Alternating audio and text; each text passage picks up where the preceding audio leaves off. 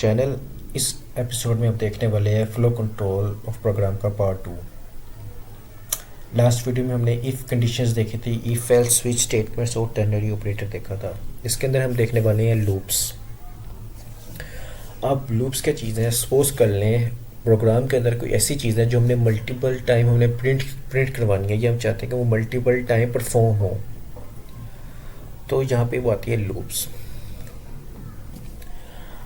Loops अब यही कल एक सर्कल होता है जो रन करता जाएगा एक स्पेसिफिक कंडीशन के ऊपर, और जब तक वो कंडीशन हमारी मैचेस नहीं हो जाती या जब तक वो कंडीशन हमारे पे फुलफिल नहीं हो जाती। तो लूप्स हमारे पास प्रोग्रामिंग लैंग्वेज के अंदर तीन तरह के होते हैं। एक होता है हमारे पास वाइल, सेकंड है डू वाइल, थर्ड है फोर। सो सबसे पहले हम देखते हैं इनका सिंटेक्स। तीनों का काम करने का तरीका कार सिमिलर ही है, एक तरह का ही है, लेकिन ये तीन तरीके से लिखा जा सकता है लूप्स हमारे पास। हम तीनों को देखेंगे। तो सबसे पहले हम वाइल को देखते हैं। तो जैसे कि हमने लास्ट टाइम वैसे देखा कि कंडीशन बेस होती हैं, जो हमारे फ्लो कंट्रोल होता है ये सारी कंडीशंस के ऊपर बेस कर रहे होते हैं। तो हमारे लिए इसके अंदर कंडीशंस को होना बहुत ज़्यादा ज़रूरी है। अब वाइल का लिखने का तरीक़ाकार ये है कि आप वाइल कीवर्ड लिखें, देन हमारे पास आ जाएगी इसके बाद अगेन राउंड ब्रैकेट्स, उसके बाद हमारे पास आ जाएगा कोड ब्लॉक। अब ये जो हमारा कर्ली ब्रैकेट्स है ये हमारी लेगा कंडीशंस। सपोज कर लेते हैं, अब क्योंकि हमारे पास लूप्स है, हमने लूप्स करवाना है, तो लेट्स सपोज मैं यहाँ पे एक वेरिएबल डिक्लेयर कर लेता हूँ। ऊपर फ्रंट साइड पे मैं करता हूँ कि वैल्यू मेरे पास है 0, और मैं चाहता हूँ कि वैल्यू अगर ग्रेटर देन नहीं, बल्कि हम इसे क्या लेते हैं लेस देन। वैल्यू अगर हमारे पास लेस देन 10 है तो वो क्या करे, मुझे ये वैल्यू प्रिंट करा के दे।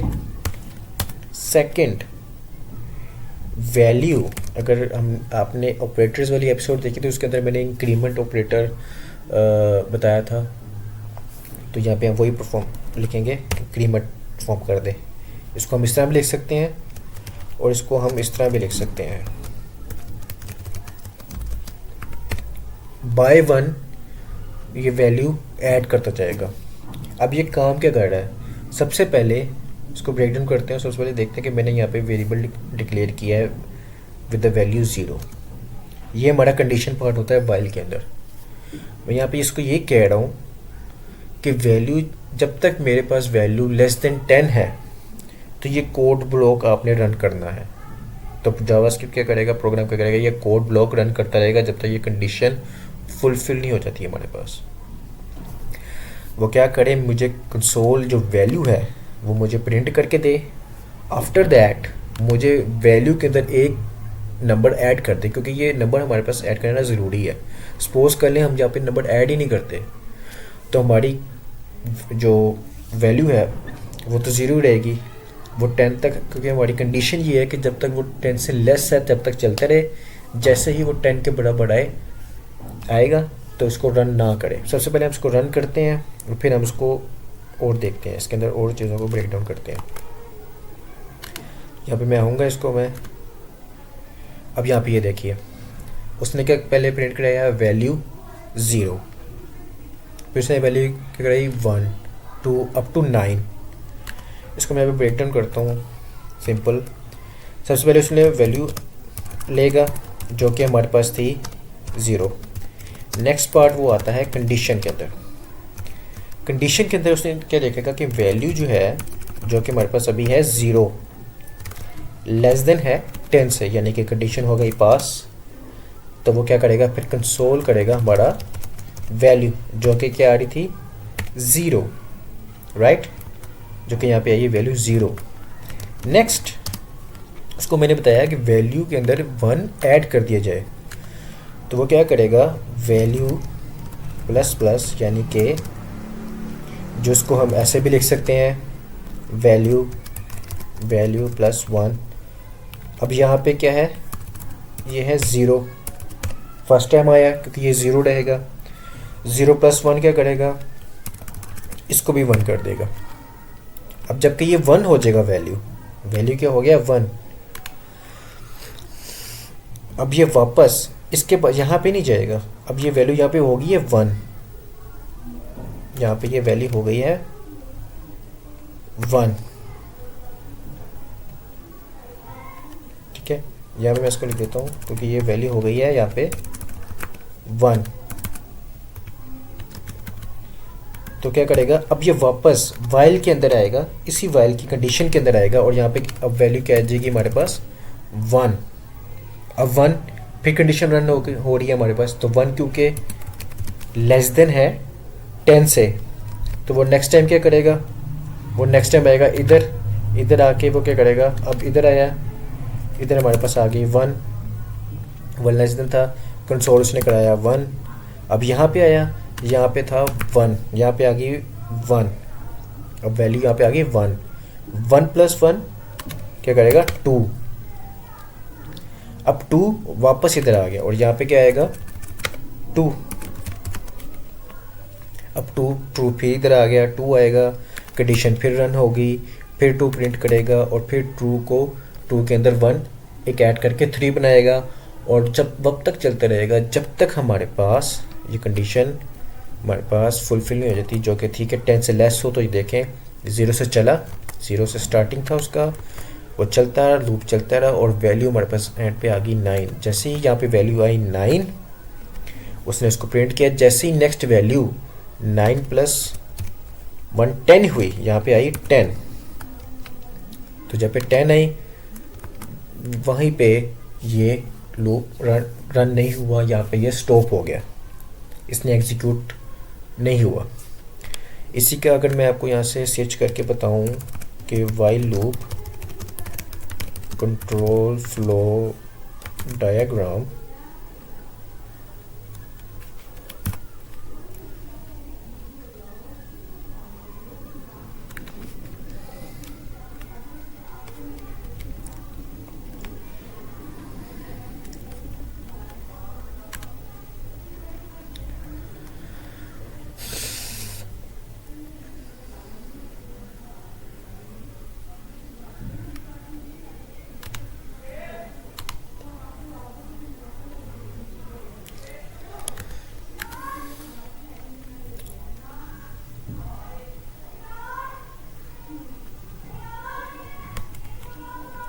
तो ये देखें वाइल कंडीशन स्टेटमेंट से इसके अंदर वाइल सबसे पहले इसने देखा कंडीशन हमारे पास यहाँ पे पहले क्या थी, वैल्यू की, वैल्यू लेस देन 10, वैल्यू हमारे पास 0 था, कंडीशन हुई ट्रू, उसने स्टेटमेंट को रन किया। हमारी स्टेटमेंट नंबर 1 ये थी, स्टेटमेंट जो थी वो दूसरी ये थी, वैल्यू को उसने ++ करना था, वो रन हुई यहीं से।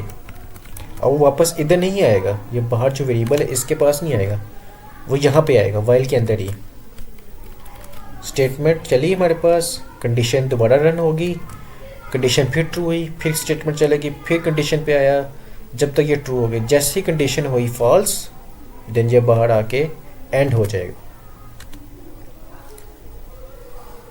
तो ये थी हमारे पास वाइल। इसी तरह हम इसको ऐसे भी कर सकते थे कि या तो हमें 10 तक प्रिंट करा दे, तो इसको हम देख लेते हैं 10 तक प्रिंट कराएगा। तो देखिए वैल्यू 10, वैल्यू या तो लेस देन है या इक्वल टू 10 है, तो वो हमारे पास प्रिंट उसने करा दी 0 to 10। अब ये वब हम यूज़ करते हैं वाइल्स लूप्स को किसी स्पेसिफिक कंडीशन के ऊपर, जब हम चाह रहे होते हैं कि ये हमारे पास ऐसा ऑपरेशन है कि ये इतनी बार रन कर जाए। इन फ्यूचर जब हम कोई प्रोग्राम लिखेंगे या जब हम कोई एप्लीकेशन डेवलप करेंगे, तो इसके अंदर जब लूप का इस्तेमाल होगा तो हम देखेंगे कि किस तरह वर्क कर रहा है, उसको कहाँ पे हम इसका यूज़ केस जो है उसको यूज़ कर रहे हैं उसको। हमारे पास वाइल, दूसरा हमारे पास इस तरह का लूप आता है, वो है डू वाइल। डू वाइल का सिंटेक्स ये है कि स्टार्ट में हम लिखते हैं डू कीवर्ड कोड ब्लॉक, और लास्ट में हम जाके लिखते हैं वाइल और कंडीशन। अब इसमें क्या होता है कि फर्स्ट के लिए यहाँ पे मैंने लिख दिया डू वैल्यू 0। यहाँ पे आके मैंने अपनी स्टेटमेंट लिखी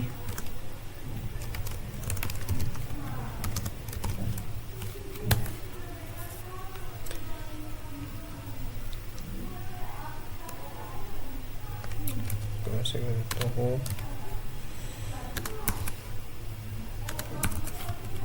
और यहाँ पे मैंने अपनी कंडीशन लिखी 10 की।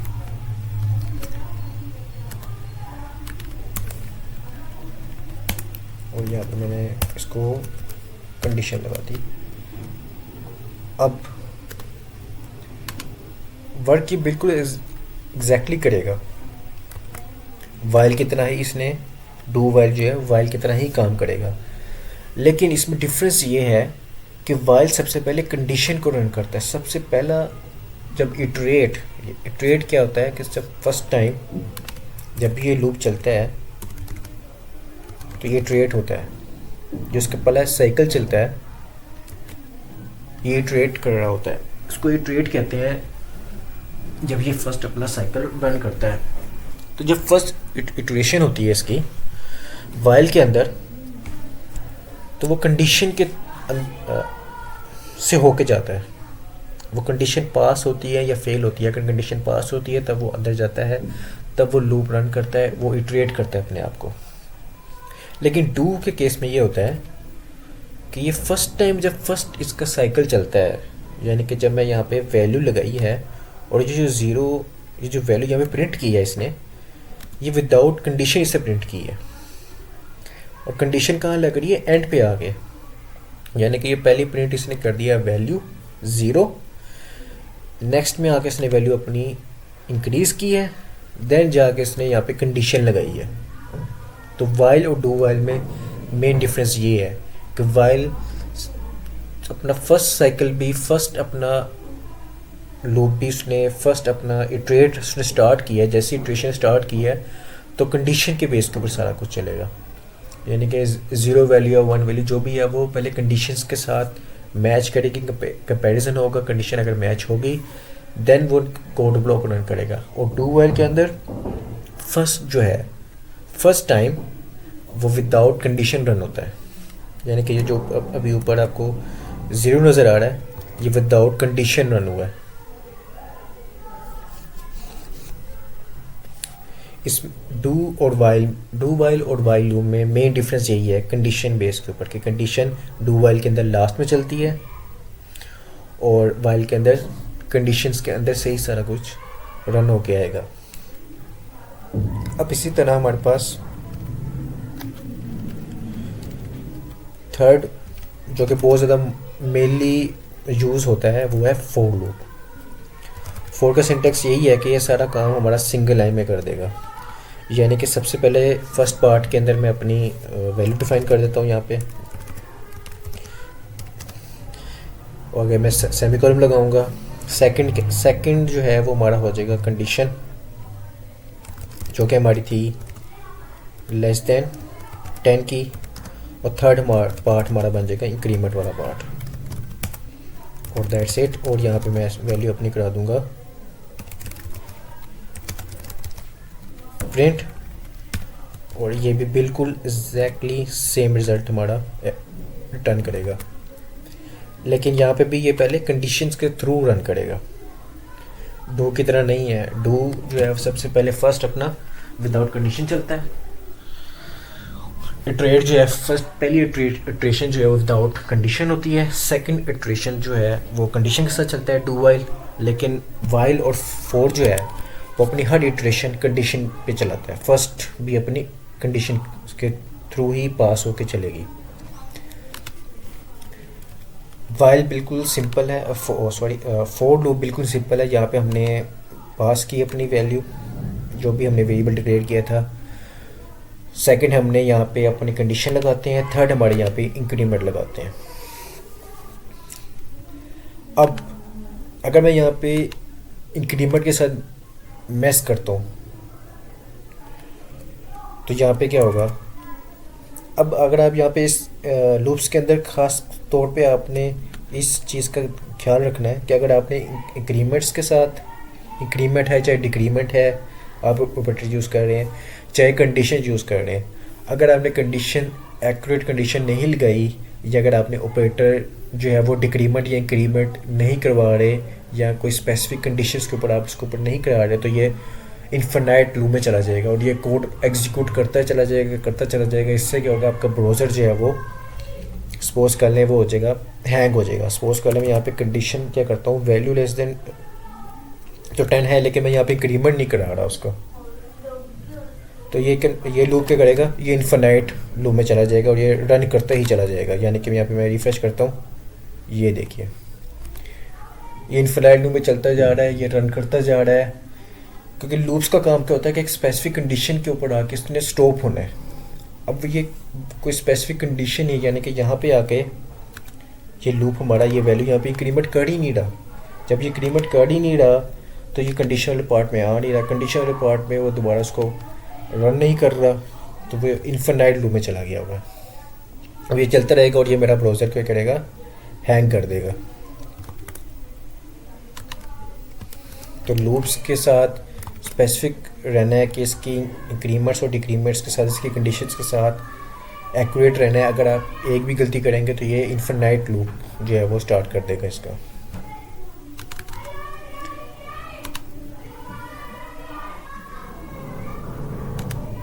मैं इसको दोबारा रन करता हूँ, अब ये बिल्कुल ओके वर्क करेगा। अब लूप्स के अंदर दो और कीवर्ड्स होते हैं जो हम स्टडी कर लेते हैं अभी। एक है कंटिन्यू और एक है ब्रेक।